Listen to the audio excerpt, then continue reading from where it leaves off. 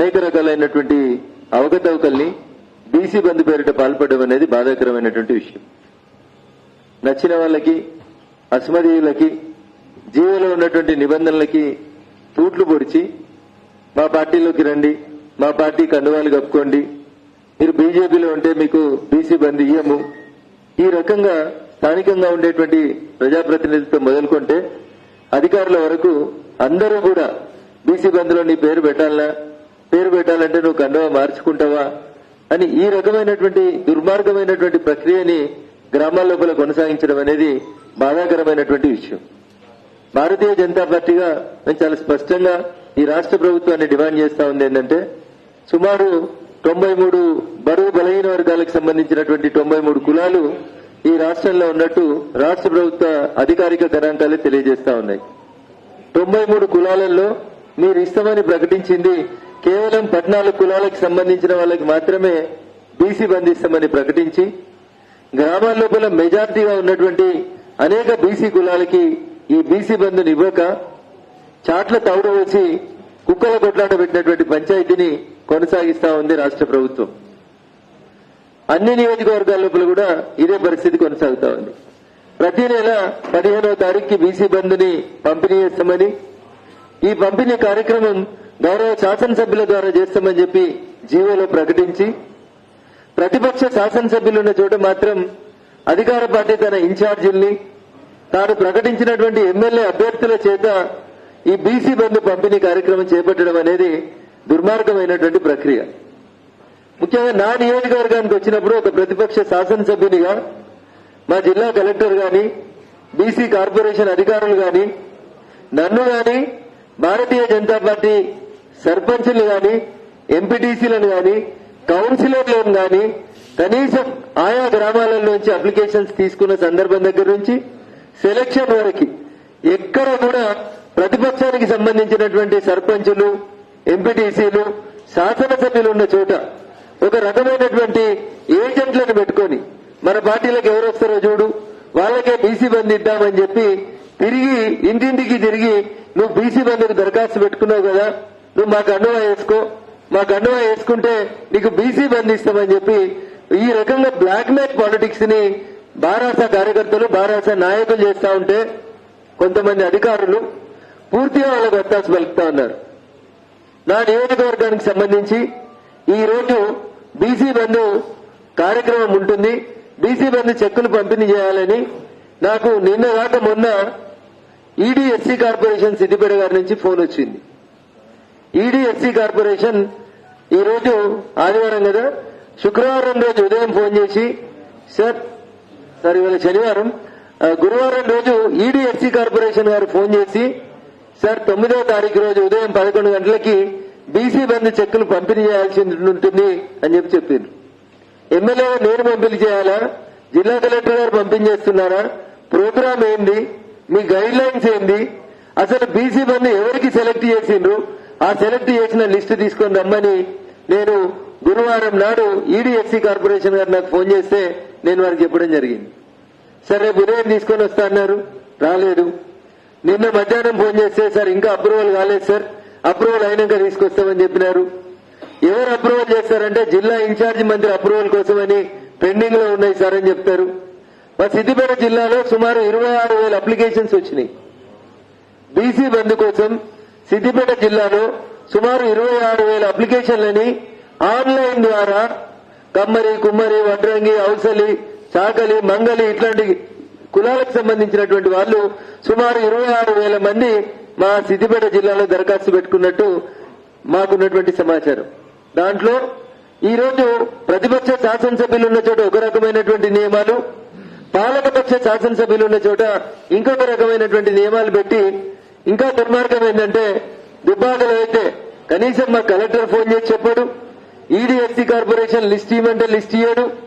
ఈ రోజు ఉదయం లిస్టు తీసుకొని రండి, నేను ఆ డిస్ట్రిబ్యూషన్ దగ్గరకు వస్తానని ఫోన్ చేస్తే వస్తున్నా సార్ అని చెప్పి ఈడీ ఎస్సీ కార్పొరేషన్ ఏకంగా ఫోనే స్విచ్ ఆఫ్ చేసి పెట్టుకున్నాడు. జిల్లా కలెక్టర్ గారికి ఫోన్ చేసి, సార్ ఇప్పటిదాకా లిస్ట్ రాలేదు, 10 గంటల 15 నిమిషాలు అవుతుంది, ఆ లిస్ట్ ఏదో పంపండి, అసలు బీసీ బంధు ఎవరికి ఇస్తా ఉన్నాం, లబ్ధిదారులు ఎవరు, దాంట్లో ఏముంది చూస్తారేనంటే ఆయన సెండ్ ఫ్రమ్ ఈడీఎస్సీ కార్పొరేషన్ అని చెప్పిండ్రు. ఇప్పటిదాకా లిస్ట్ రాలేదు. ఆ అధికారి కాస్త ఫోన్ స్విచ్ ఆఫ్ చేసుకున్నాడు. ఎమ్మెల్యేనైనా నన్ను కనీసం జిల్లా కలెక్టర్ కార్యాలయం గాని, ఆర్టీఓ కార్యాలయం గాని, ఇంకొకరు గాని వచ్చి పర్సనల్ గా ఇన్వైట్ చేయడం పక్కన పెట్టండి. బీసీ బంద్ కింద ఎంపికైనటువంటి లిస్ట్ ఇవ్వమంటే లిస్ట్ ఇచ్చేటందుకు కూడా ఇష్టపడతలేరు. పోనీ నాకు ఇవ్వలేదు, అధికారులకు ఇచ్చిందా అని నేను మా ఎంపీడీఓలకు ఫోన్ చేసి అడిగినాను. ఏ ఒక్క ఎంపీడీఓ దగ్గర కూడా లిస్ట్ లేదు. పోనీ ఎంపీడీఓ దగ్గర లేదు, సర్పంచులకు ఇచ్చిందేమో అని ఇక్కడ దాదాపు అందరు సర్పంచులు ఉన్నారు ముందు వరుసలో. మా సర్పంచులందరినీ ఫోన్ చేసి అడిగినాడు. ఏ ఒక్కరికి కూడా లిస్ట్ ఇవ్వలేదు సర్పంచులకు కూడా. కొంతమందికి మేము ఎంపీ కార్యాలయం నుంచి ఫోన్ చేస్తున్నామని కొంతమందికి ఫోన్లు, కొంతమందికి కలెక్టర్ కార్యాలయం నుంచి ఫోన్ చేస్తున్నామని కొంతమందికి ఫోన్లు చేసి వాళ్ళకి నచ్చిన వాళ్ళని పిలిచి నచ్చిన వాళ్ళకి పంపిణీ చేసుకునేటువంటి కార్యక్రమాన్ని ఈ రోజు మా దుబ్బాక నియోజకవర్గంలో జరిపిండ్రు. ప్రతిపక్ష ఎమ్మెల్యేలు పట్టుమని 10 మంది లేము రాష్ట్రంలో. ప్రజాస్వామ్య దేశం ఇది. పాలకులకు ఉండాల్సినటువంటి చిత్తశుద్ధి ఎట్లా అనేది ఒకసారి ఆలోచించాలి. నాకు అసెంబ్లీ కాన్స్టిట్యున్సీ డెవలప్మెంట్ ఫండ్ ఇస్తలేరని హైకోర్టుకు పోతే ఇప్పటిదాకా సమాధానం ఉండదు. ఎస్డీఎఫ్ ఇస్తలేరని కూడా చేస్తే దానికి సమాధానం ఉండదు. న్యాయబద్దంగా ప్రతి శాసనసభ్యునికి ఏటా ఇచ్చే 5 కోట్లు నాకు ఇవ్వట్లేదు, ఎందుకంటే నేను ప్రతిపక్ష ఎమ్మెల్యేను కాబట్టి. కానీ కేంద్రంలో ఉన్నటువంటి నరేంద్ర మోడీ గారి ప్రభుత్వం, మా మెదక్ ఎంపీ కొత్త ప్రభాకర్ రెడ్డి బీఆర్ఎస్ పార్టీ అయినప్పటికీ కూడా ఆయనకు ప్రతి సంవత్సరం పార్లమెంటరీ కాన్స్టిట్యున్సీ డెవలప్మెంట్ ఫండ్ కింద 5 కోట్ల రూపాయలు ఇస్తా ఉన్నాం. మీరందరూ చూసిరు. నల్గొండ ఎంపీ కోమటిరెడ్డి వెంకటరెడ్డి గారు 2 సార్లు పార్లమెంట్ లోపల ప్రధానమంత్రిని కలిసి వారికి పార్లమెంట్ కాన్స్టిట్యున్సీ డెవలప్మెంట్ ఫండ్ తో పాటు నియోజకవర్గంలో ఇతర పనుల డెవలప్మెంట్ కోసం కూడా డబ్బులు కావాలని దరఖాస్తు పెట్టేంత డెమోక్రటిక్ గా భారతీయ జనతా పార్టీ కేంద్రంలో ఉంటే, రాష్ట్రంలో ఉన్నటువంటి ముఖ్యమంత్రి ప్రతిపక్ష ఎమ్మెల్యేలు కలవరు, ప్రతిపక్ష ఎమ్మెల్యేలను గౌరవించారు. ప్రభుత్వం ఇచ్చేటువంటి పథకాలు కూడా ప్రతిపక్ష ఎమ్మెల్యేలు ఉన్న చోట వాళ్ళకి సంబంధించినటువంటి వ్యక్తులను పెట్టుకొని వాళ్ళ చేత కార్యక్రమాలు చేసుకోవడం అనేది దుర్మార్గం, దురదృష్టకరం. ఇంకా ఈ రోజు మా దుబ్బాకలో చెక్కులు పంచుతూ అక్కడ ఆ చెక్కులు పంచినటువంటి పెద్ద మనిషి చెప్పిన మాట, నాకే బీఆర్ఎస్ టికెట్ ప్రకటించింది, మీరు నాకే ఓట్లు వేయాలి, నాకు ఓట్లేస్తే ఇవాళ ఇచ్చిన 300 మందికి కాదు అందరికీ బీసీ బంద్ ఇప్పిస్తా అని చెప్పి నేరుగా ఆయన మైక్ పట్టుకునే మైక్ లోపలనే మీడియా ముందు మాట్లాడుతూ పోతా ఉన్నారు. ఈ సొమ్ము మీరు ఇంట్లోకెళ్ళి ఇస్తలేరు. ఈ సొమ్ము ప్రజల సొమ్ము, ప్రజలు పన్నుల ద్వారా కట్టినటువంటి సొమ్ము. నిజాయితీగా లబ్దిదారుల ఎంపికకి మీరిచ్చిన గైడ్ లైన్స్ ప్రకారం ఒక కుటుంబంలో ఒకరికే ఇవ్వాలని చెప్పిండ్రు, ఒకరికే ఇస్తామని చెప్పిండ్రు. నేను ఒకటే 2, 3, 4 కొన్ని ఎగ్జాంపుల్స్ రాసుకొని వచ్చినని చెప్తాను మీకు, ఎందుకంటే లిస్ట్ నాకు ఇంకా అఫీషియల్ ఇవ్వలేదు కాబట్టి. అయినా గ్రామాల నుంచి కార్యకర్తలు చెప్పినటువంటి సమాచారం ప్రకారం తొగుట మండల్ చందాపూర్ అనేటువంటి గ్రామంలో, లింగాపూర్ అనే గ్రామంలో ఒకటే ఇంట్లో ఇద్దరికి ఇచ్చారు అన్నదమ్ములకి. ఒకటే ఇంట్లో 2 అన్నదమ్ములకు ఇచ్చినారు. లక్షల రూపాయల చెక్కు బీసీ బంద్ కింద ఇచ్చినారు. తొగుట మండల్ చందాపూర్ లో కూడా ఒకటే ఇంట్లో 2కి ఇచ్చినారు. ఇకపోతే ప్రభుత్వ ఉద్యోగులు చేసేటోళ్లు, గ్రామ పంచాయతీలో పనిచేసేటోళ్లు, ఇట్లాంటి వాళ్ళకి బీసీ బంద్ ఇస్తా ఉన్నారు. వాళ్ళకి ఇవ్వడాన్ని నేను వ్యతిరేకిస్తలేను. కానీ ఆ గ్రామంలో అంతకంటే ఇంకా తక్కువ స్థాయిలో పనిచేస్తున్నటువంటి వాళ్ళు, తక్కువ స్థాయిలో జీవనం గడుపుతున్న వాళ్ళు, గుంటేడు జాగా లేనోళ్లు, ఇల్లు లేనోళ్లు, పేదరికం కడు పేదరికాన్ని అనుభవించుకొని చెట్ల కింద షేవింగ్లు చేస్తున్న వాళ్ళకి డబ్బా పెట్టుకున్నందుకు ₹1,00,000 ఇవ్వాలి కానీ ఆల్రెడీ డబ్బా ఉన్న వాళ్ళకి సెలెక్ట్ చేసి వాళ్ళకే ₹1,00,000 ఇస్తూ వస్తా ఉన్నారు. బీఆర్ఎస్ గ్రామ కమిటీ అధ్యక్షులకి, బీఆర్ఎస్ బూత్ కమిటీ అధ్యక్షులకి, బీఆర్ఎస్ పార్టీలో సభ్యత్వం ఉన్నోళ్లకి, గ్రామ పంచాయతీలో పనిచేసేటువంటి మల్టీపర్పస్ వర్కర్లకి, బీఆర్ఎస్ లో యాక్టివ్ ఉన్నటువంటి సర్పంచులు ఉంటే సర్పంచుల పెదనాన్న పేరు మీద, చిన్నాయన పేరు మీద, మొన్న డబుల్ బెడ్రూమ్ ఒకరి పేరు మీద, ఇలా బీసీ బంద్ ఇంకొకరి పేరు మీద, ఈ రకంగా కేవలం ఇదేదో పార్టీ కార్యక్రమం పప్పు బెల్లాలు పంచుకున్నట్టు పార్టీ నాయకుల పేర్లు రాసుకుని పంచుకునేటువంటి ఈ కార్యక్రమాన్ని భారతీయ జనతా పార్టీగా మేము తీవ్రంగా ఖండిస్తా ఉన్నాం. రాష్ట్ర ముఖ్యమంత్రి గారి ముందు మేము 3 డిమాండ్లు పెట్టదలుచుకున్నాం స్పష్టంగా. ఒకటి, రాష్ట్రంలో ఉన్నటువంటి 93 బీసీ కులాలందరినీ కూడా ఈ లిస్ట్ లోపల అప్లై చేసుకోవడానికి అర్హత కల్పించాలని చెప్పి మేము ఈ సందర్భంగా వారిని డిమాండ్ చేస్తా ఉన్నాం. ఎందుకంటే మీరు చేసినటువంటి 13 కులాల వల్ల గ్రామాల్లో ఉన్నటువంటి 2-3% కంటే ఎక్కువ బీసీలు కవరేజ్ లోకి రావట్లేదు. సుమారు జనాభాలో 55% ఉన్న బీసీలకి కేవలం 3 నుంచి 5% ఉండేటువంటి బీసీలకు మాత్రమే ఈ అవకాశం ఇచ్చి మిగతా 50% బీసీలకి ఈ బీసీ బంద్ ఇవ్వకపోవడాన్ని భారతీయ జనతా పార్టీగా మేము తీవ్రంగా ఖండిస్తూ వెంటనే ఇప్పుడు ఇచ్చినటువంటి 13 కులాలతో పాటు మిగతా అన్ని బీసీ కులాలకు కూడా బీసీ బంద్ ఇవ్వడానికి మీరు మళ్ళొకసారి అప్లికేషన్స్ ని ఇన్వైట్ చేయాలని చెప్పి ఈ సందర్భంగా భారతీయ జనతా పార్టీగా మేము ప్రభుత్వాన్ని డిమాండ్ చేస్తా ఉన్నాం. సరే ఇస్తారా చేస్తారా, ఈ 1 నెల ఇచ్చి వచ్చే నెల తర్వాత ఎన్నికల కోడ్ వచ్చింది, బీజేపీ వాడు ఏనిత్తలేడు, కేంద్రం ఏనిత్తలేదని మళ్ళా కొత్త బదనాం పెడతారో నాకు తెలియదు. కానీ ఈ మొదటి దశ చేసినటువంటి సెలక్షన్ కార్యక్రమంలోనే 100% పారదర్శకత అనేది లేదు. వాళ్ళు ఇచ్చినటువంటి జీవో ఎంఎస్ నెంబర్ 5లో క్లాజ్ నెంబర్ 2లో చెప్తారు, the grant will be given to 1 for 1 family. అంటే ఒక కుటుంబంలో ఒకరికి మాత్రమే ఇవ్వాలని చెప్పారు. GO MS number 5 sub class number 2లో వారు చెప్పినటువంటి అంశం ఒక కుటుంబంలో ఒకరికి మాత్రమే ఇవ్వాలి. దీంట్లోనే సబ్ క్లాస్ నెంబర్ 9లో ఏం చెప్తారంటే selection list should be pasted in mandal and గ్రామ పంచాయత్. ఒక శాసనసభ్యునిగా నాకు లిస్ట్ ఇవ్వమంటేనే ఇయ్యలేడు, నాకు ఇయ్యలే. మండల ఆఫీసుల కాడ పెట్టుడు సంగతి దేవుడు ఎరుగు. గ్రామ పంచాయతీ నోటీస్ బోర్డులలో పెట్టుడు మర్చిపోయినరు వాళ్ళు. గ్రామ పంచాయతీలు లేవు, సర్పంచులు లేరు, ఎంపీటీసీలు లేరు, నోటీస్ బోర్డులలో పెట్టుడు లేదు. వాళ్ళు ఇచ్చిన జీఓఎంఎస్ నెంబర్ 5లో సబ్ క్లాస్ 2లో ఒకరికి ఇవ్వమంటే ఇంట్లో ఇద్దరికి ఇస్తున్నారు. రాజకీయాలకు అతీతంగా కడు పేదోళ్లను ఎంపిక చేయండి, దానికి ఎంపీడీఓ ఆధ్వర్యంలో ఒక కమిటీని పెట్టామో అని చెప్పారు. ఎంపీడీఓలను అడిగితే మాకేం తెలియదు సార్ అంటారు. GO MS number 5 page number 2 sub class number 11లో ఎంపీడీఓలను పెట్టి ఒక కమిటీ వేసి ఈ కమిటీ ద్వారా ఇది ఎట్లా గ్రౌండ్ అవుతుంది ఏమైతుంది అనేది చూడమన్నారు. వీళ్ళు పరికరాలు ఎక్కడైనా కొనుక్కోవచ్చు అని చెప్పింది ఈ జీవో నెంబర్ ఎంఎస్ 5. కానీ వీళ్ళు ఏం చేస్తున్నారు, ఆల్రెడీ ల్యాండ్రీ షాప్ ఉన్నోళ్లకు, ఆల్రెడీ మంగళ దుకాణం ఉన్నోళ్లకి, ఆల్రెడీ వడ్రంగి దుకాణం ఉన్నోళ్లకే మీరు 1 lakh చెక్లు ఇచ్చి 1 month లోపల దీన్ని మానిటర్ చేయాలని చెప్పారు, రిపోర్ట్ పెట్టాలని చెప్పారు, ఫోటోలు ఆన్లైన్ లో అప్లోడ్ చేయాలని చెప్పారు.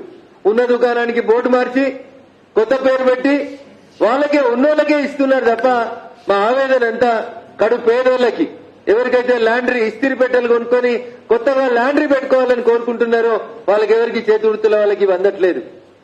మీరు అట్లే దళిత బంధు కూడా గతంలో చెప్పారు, ఏమి ఇచ్చిరో ఏమి ఇవ్వలేదో మీకు తెలుసు. ఒక హుజురాబాద్ ఎన్నికలప్పుడు మాత్రమే కనబడ్డది అది. ఎన్నికల నోటిఫికేషన్ కు ముంగిటకు వచ్చినాం కాబట్టి బీసీ బంధు వంచుతున్నాం, మా కండువాలు వేసుకుని నన్ను అడగడం అనేది నిజంగా దురదృష్టకరం. మా దుబ్బాకల్లో అయితే భారీ పోలీస్ బందోబస్తు, ఒక 10 పోలీస్ స్టేషన్లకి వెళ్లి పోలీసు వాళ్ళని తెచ్చి బ్యారికేడ్లు పెట్టి ఆ రోడ్ ఎంబడి ఎవరు పోకుండా చేసి ఫంక్షన్ హాల్కి నీది లబ్దిదారుల లిస్టు పేరున్నదా అని అడిగి, పేరుంటేనే నువ్వు పోవాలి, నీ ఐడెంటిటీ కార్డు ఉందా అని కనీసం సర్పంచులు కూడా గౌరవించేటువంటి పరిస్థితులలో భారత ప్రభుత్వం లేకపోవడం అనేది దురదృష్టకరం. స్థానిక ఎమ్మెల్యేకి చెప్పారు, సర్పంచులకు చెప్పారు, ఎంపీడీఓలకు తెలియదు, లిస్టు ఈమంటే లిస్టు ఎమ్మెల్యేకి తీసుకురారు. ఇవన్నీ కూడా బాగా దురదృష్టకరమైనటువంటి పనులు జరుగుతా ఉన్నాయి. అందుకని మీ ద్వారా నేను రాష్ట్ర ప్రభుత్వానికి విజ్ఞప్తి చేసేది ఏంటంటే ఈ పైసలు ప్రజల పైసల్ని పంచేటప్పుడు పారదర్శకతగా పంచండి, పారదర్శకంగా ప్రజలకి ఉపయోగపడేలా చూడండి, వాళ్ళ ఆర్థిక స్థితిగతులు మెరుగయ్యేలా చూడాలని చెప్పి నేను ఈ సందర్భంగా రాష్ట్ర ప్రభుత్వాన్ని విజ్ఞప్తి చేస్తా ఉన్నాను, డిమాండ్ చేస్తా ఉన్నాను. నిజంగా మీకు పేద ప్రజల సంక్షేమం ఉందా, మా కుటుంబం తిరిగి మళ్లీ అధికారంలోకి రావాలన్నా మీకున్నటువంటి ఆలోచన ఏందనే చెప్పాలి. మీరు లోకతంత్రం చేస్తుండ్రా, కుటుంబ తంత్రం పాటించాలనుకుంటురా అనేది ఇలా ముఖ్యమంత్రి గారు ప్రజలకు చెప్పాల్సినటువంటి అవసరం ఉంది. లోకతంత్రం కోసం అయితే అందరికంటే గరీబోడు, poorest of the poor should be served first. కానీ మీరేం చేస్తున్నారు, ఎవరికి దుకాణం ఉంటే వాళ్ళకి ఇస్తున్నారు. మరి దుకాణం లేనోడు కొత్తగా దుకాణం ఎప్పుడు పెట్టుకోవాలి? ఈ విషయం లోపల రాష్ట్ర ముఖ్యమంత్రి గారు వెంటనే స్పందించాలి, బీసీ శాఖ మంత్రి కూడా వెంటనే స్పందించాలి, జరుగుతున్నటువంటి అవకతవకల్ని అరికట్టాలని చెప్పి మేము ఈ సందర్భంగా డిమాండ్ చేస్తూ, ముఖ్యమంత్రి గారు మీరు ఇట్లే కొనసాగిస్తే మీకు నచ్చిన వాళ్ళకే ఇస్తామనంటే ఖచ్చితంగా ప్రజల నుంచి ప్రతిఘటన వస్తుంది, దీన్ని ప్రజా ఉద్యమంగా మలుస్తామని చెప్పి ఈ సందర్భంగా హెచ్చరిస్తూ, ఉన్న 10 మంది ప్రతిపక్ష శాసనసభ్యుల్ని గౌరవించలేనటువంటి మీ పరిపాలనకి చరమగీతం పాడాలని చెప్పి మేము ప్రజలకు ఈ సందర్భంగా అప్పీల్ చేస్తా ఉన్నాం.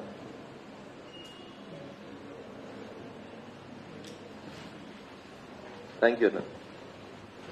బీసీ కార్పొరేషన్ లో గతంలో దరఖాస్తులు తీసుకున్నారు, వాటిని పక్కన పెట్టి ఈ బీసీ బంధు ఈ రకంగా తేవడం పట్ల మీరు ఎట్లా చేస్తారు? ఎస్సీ కార్పొరేషన్ లో పెట్టుకున్న లోన్లను పక్కన పెట్టినామని చెప్పారు, బీసీ కార్పొరేషన్ లో పెట్టిన లోన్లని పక్కన పెట్టినామన్నారు.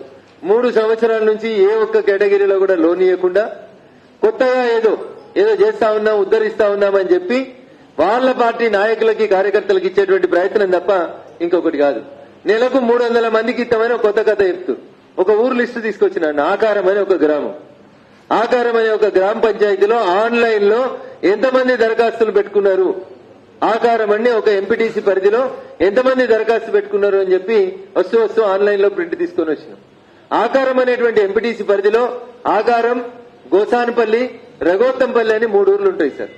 ఈ 3 ఊర్లలో ఇది గవర్నమెంట్ వెబ్సైట్ నుంచి తెచ్చిన ప్రింట్. 3 ఊర్లో కలిసి అప్లికేషన్స్ పెట్టుకుంది. మొత్తం 117 మంది అప్లికేషన్స్ పెట్టుకున్నారు.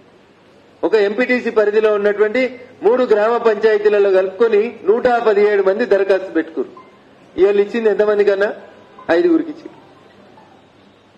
ఇవాళ ఇచ్చింది ఆకారంలో 2కి, గోసానపల్లిలో 2కి, రఘోత్తంపల్లిలో 1కి ఇచ్చారు. ఈ 117 మందికి ఇట్లా 5గురు చొప్పున ఇచ్చుకుంటా పోతే ఎన్ని సంవత్సరాలు పడుతుంది అనేది ఒకసారి మనం ఆలోచించాలి. నేను ఒకటే ఊరు, మీకు కావాలంటే లిస్ట్ ఇచ్చిపోతాను. ఆకారం అని ఇక్కడ మీకు స్పష్టంగా కనబడుతుంది ఆన్లైన్ లోపల. ఒక ఊరి పరిధిలోనే 117 అప్లికేషన్లు ఆన్లైన్ లో ఉన్నాయి. ఇది ఒక నా నియోజకవర్గంలోని ఒక్క ఊరు ప్రింట్ తీస్తే కనబడేటువంటి పరిస్థితి. కొన్ని గ్రామాలలో 120, కొన్ని గ్రామాలలో 90, కొన్ని గ్రామాల్లో 100 ఇట్లా దరఖాస్తులు వచ్చినాయి. నా నియోజకవర్గంలో 153 పంచాయతీలు ఉంటే కొన్ని పంచాయతీలలో వాళ్ళకి నచ్చిన వాళ్ళు ఉన్న కాడ 2 ఇచ్చిర్రు. బీజేపీ వాళ్ళు సర్పంచులు ఉన్న కాడ 1 కూడా ఇవ్వలేదు. మున్సిపాలిటీలను అయితే కౌన్సిలర్ కి 2 చొప్పున లెక్కేసుకొని మీరు రాసి మేము ఇస్తామని ఇచ్చిర్రు. ఇంత దుర్మార్గమైనటువంటి పరిస్థితులలో ఉంటే దుబ్బాక మున్సిపాలిటీ పరిధిలో అనేక మంది కుల వృత్తులు చేసుకుంటూ ఇబ్బంది పడుతున్న వాళ్ళు ఈ లక్ష్యం వస్తుందేమో అని ఎదురు చూస్తే అధికార పార్టీకి సంబంధించినటువంటి కొంతమంది వ్యక్తులు పైరవకారులకే ఇవ్వడం అనేది దురదృష్టకరం. ఒక శాసనసభ్యునిగా, ప్రతిపక్ష శాసనసభ్యునిగా కనీస గౌరవం లేకుండా కనీసం బీసీ బంధు లిస్టు ఇవ్వమంటే కూడా ఈ రోజు దాకా లిస్టు పంపినటువంటి మా కలెక్టర్ గారి మీద ఖచ్చితంగా చీఫ్ సెక్రటరీ గారికి పైన ఉన్నటువంటి ఉన్నతాధికారులందరూ కూడా ఫిర్యాదు చేస్తామని చెప్పి ఈ సందర్భంగా తెలియజేస్తా ఉన్నాం.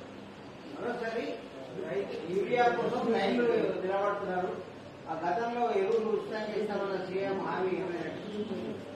ఈ ప్రశ్న మీరు ప్రగతి భవన్ లో ప్రెస్ మీట్ పెట్టినప్పుడు ముఖ్యమంత్రి గారిని అడగాలన్నా. అదే భారత ప్రభుత్వం నరేంద్ర మోడీ గారి నాయకత్వం లోపల ఎరువుల కొరత లేకుండా 100% అన్ని రాష్ట్రాలకి వాళ్ళు పెట్టినటువంటి ఇండెంట్ ప్రకారం యాజ్ ఇట్ ఈజ్ గా మేము పంపించినాం. అయితే మా దృష్టి కూడా కొంత వచ్చింది. తొగుట మండల లోపల కొంతమంది వ్యాపారస్తులు ప్రైవేట్ గోదాములలోకి యూరియాను తరలించి కృత్రిమ కొరతను సృష్టించేటువంటి ప్రయత్నం చేస్తా ఉన్నారని గత 2 రోజుల నుంచి కొంతమంది రైతన్నలు మా దృష్టికి తీసుకురావడం జరిగింది. ఎక్కడైతే ప్రైవేటు గోదాములలో యూరియాను దాచినటువంటి గోదాములు ఏమైతున్నాయో ఖచ్చితంగా మేము రైతన్నలందరికీ పిలిపిస్తాం. అక్కడికి పోతాం, మేము మా పార్టీ నాయకులం పోతాం, తాళాలు దీపిస్తాం, బ్లాక్ మార్కెట్ చేసినటువంటి యూరియా సంచుల్ని రైతన్నలకి పంచుతామని చెప్పి కూడా ఈ సందర్భంగా తెలియజేస్తా ఉన్నాం. భారత ప్రభుత్వం ప్రతి రైతుకు ఆ రాష్ట్రంలో ఉన్నటువంటి ఎన్ని కోట్ల ఎకరాల భూమి సాగైతుందో తెలుసుకొని ప్రభుత్వం పెట్టినటువంటి ఇండెంట్ కు అనుగుణంగా యూరియా పంపించడం జరిగింది. ఎక్కడ కూడా కొరత లేకుండా భారత ప్రభుత్వం చూస్తా ఉంది. ఇల్లీగల్ వ్యాపారం చేస్తున్నటువంటి వ్యాపారస్తుల పట్ల కఠిన చర్యలు తీసుకోవాలని మేము డిమాండ్ చేస్తాం. చంద్రశేఖరరావు గారి మాటలు కోటలు దాటుతాయి, చేతలు తంగేళ్లు దాటాయి అని చెప్పడానికి కారణం మీరు చెప్పినటువంటి నవంబర్ 2017లో ఆయన చెప్పినటువంటి మాట. చంద్రశేఖరరావు అనేట ఆయనే ఎందుకు పుట్టిండా అని ప్రపంచం ఆశ్చర్యంగా చూస్తుంది. ఎందుకు పుట్టిండంటే వచ్చే పంట నుంచి అందరికీ ఫ్రీగా ఎరువులు ఇస్తా అని చెప్పారు. ఒక రోజు చెప్పి ఇవాళకి 6 పసలు అయింది. ఒక్క పసలు కూడా కనీసం ఎరువులు ఇచ్చేటువంటి కార్యక్రమాన్ని చేపట్టలేదు. ఇవన్నీ కూడా ప్రజా బాహల్యం లోపల రాబోయేటువంటి ఎన్నికల తరుణం లోపల పార్టీని నిలదీయడానికి ఆడుకునేటువంటి అస్త్రాలుగా ఉపయోగించుకుంటాం.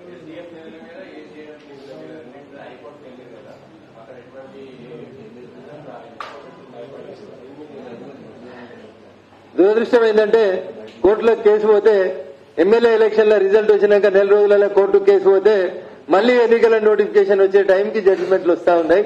ఇది బాధాకరం. ఒక ప్రాక్టీసింగ్ వకీల్గా న్యాయస్థానాల మీద మాట్లాడొద్దు కానీ మా న్యాయమూర్తులు కూడా ఆలోచించుకోవాలి. ఎన్నికల పిటిషన్లని 6 నెలల్లో డిస్పోజ్ చేయమని సుప్రీంకోర్టు చాలా సందర్భాల్లో చెప్పింది.